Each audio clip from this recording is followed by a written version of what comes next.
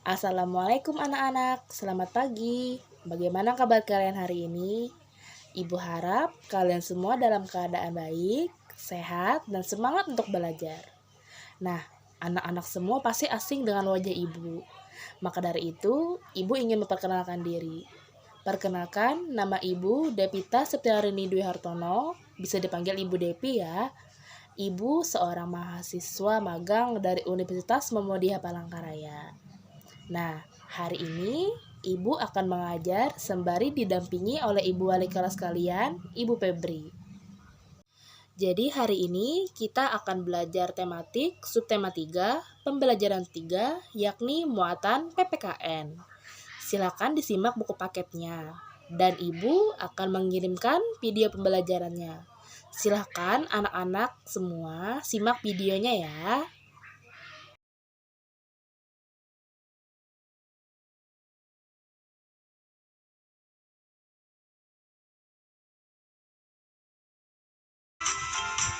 Kesatuan utuh nilai-nilai Pancasila. Pancasila diumpamakan sebagai satu paket lengkap yang menopang negara kesatuan Republik Indonesia. Pancasila merupakan satu kesatuan yang bulat dan utuh dari kelima silanya. Sila-sila di dalam Pancasila saling menjiwai dan dijiwai. Setiap sila yang membentuk Pancasila merupakan unsur mutlak yang membentuk kesatuan, bukan hanya sebagai pelengkap saja.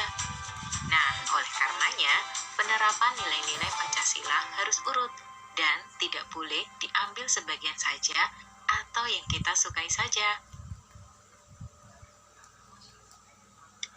Walaupun setiap sila mempunyai nilai-nilai sendiri, tetapi hubungan antar sila di dalam Pancasila merupakan hubungan yang utuh dan saling terkait. Satu sila menjiwai dan dijiwai oleh sila-sila yang lain. Kita perhatikan piramida hierarki Pancasila berikut ini. Di bagian bawah ada sila pertama, di atasnya ada sila kedua, di atasnya lagi ada sila ketiga, keempat, dan pada bagian yang paling atas ada sila kelima.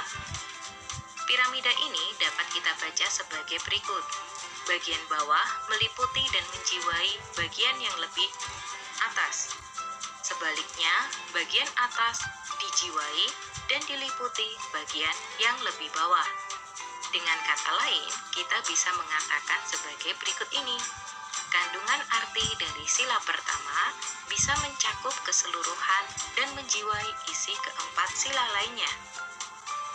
Kandungan arti dari sila kedua menjiwai sila ketiga, empat, dan lima, serta dijiwai sila pertama. Kandungan arti sila ketiga menjiwai sila keempat dan lima, serta dijiwai sila pertama dan kedua. Kandungan arti sila keempat menjiwai sila kelima, serta dijiwai sila pertama, dua, dan tiga. Dan yang terakhir, kandungan arti dari sila kelima dijiwai seluruh sila Pancasila lainnya. Perilaku kita di dalam kehidupan sehari-hari bisa mencerminkan satu sila, dua sila, atau bahkan lebih. Seperti halnya contoh berikut ini. Beriman dan beribadah pada Tuhan merupakan pengamalan Pancasila, sila pertama. Tapi, bisa diamati dalam keseharian, orang yang benar-benar beriman kepada Tuhan akan mengamalkan seluruh nilai Pancasila lainnya, yaitu berperilaku yang menunjukkan nilai-nilai kemanusiaan, persatuan, demokrasi, dan keadilan kesejahteraan. Contoh berikutnya, musyawarah. Musyawarah merupakan pengamalan Pancasila sila keempat. Masyarakat melaksanakan musyawarah untuk memecahkan masalah bersama karena didasari penjiwaan dari sila pertama, kedua, dan ketiga Pancasila, yaitu nilai keimanan kepada Tuhan, kemanusiaan, dan persatuan. Nah, selanjutnya tindakan musyawarah tersebut akan bertujuan untuk mencapai terwujudnya sila kelima, yaitu nilai keadilan dan kesejahteraan. Perilaku sehari-hari kita hendaknya dapat mencerminkan nilai-nilai Pancasila, karena Pancasila merupakan pandangan hidup bangsa kita. Nah, di dalam lingkungan rumah, sekolah, atau masyarakat, sering ditemui permasalahan bersama. Dari permasalahan bersama tersebut, diharapkan ada solusi atau keputusan yang tepat bagi semuanya. Oleh karenanya, diperlukan pengambilan keputusan bersama. Pengambilan keputusan bersama hendaknya menerapkan nilai-nilai luhur Pancasila. Pengambilan keputusan bersama tersebut dapat dilakukan dengan 3 cara. Cara yang pertama, musyawarah. Cara kedua, voting. Dan cara ketiga adalah aklamasi. Pengambilan keputusan bersama secara musyawarah. Musyawarah adalah duduk bersama untuk berunding mencapai mufakat dengan mengutamakan kebersamaan. Mufakat sendiri dapat diartikan sebagai kebulatan pendapat dari seluruh peserta rapat.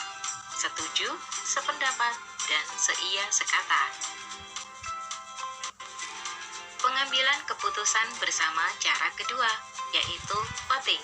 Voting adalah pemungutan suara terbanyak, atau dapat dikatakan sebagai pengambilan suara terbanyak. Ada beberapa syarat agar voting dapat dilakukan. Syarat yang pertama, musyawarah gagal dilakukan.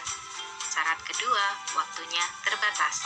Artinya diharapkan segera ada keputusan atau solusi bersama. Syarat yang ketiga, peserta mencapai quorum.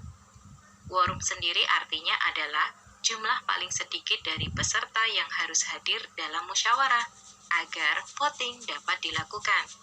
Biasanya quorum sebesar 2/3 jumlah anggota. Dan syarat keempat, keputusan voting baru dianggap sah jika separuh lebih peserta yang hadir menyetujuinya. Contoh pelaksanaan voting di sekitar kita. Contoh pertama, yaitu pemilu. Pemilu merupakan pemilihan umum untuk presiden, wakil presiden, anggota DPR, dan anggota DPD. Contoh kedua adalah pilkada. Pilkada merupakan pemilihan kepala daerah setingkat gubernur, wali kota, atau bupati. Contoh ketiga adalah pilkades. Pilkades merupakan pemilihan kepala desa. Dan contoh keempat adalah pemilihan ketua dan pengurus kelas. Pengambilan keputusan bersama cara ketiga, yaitu aklamasi.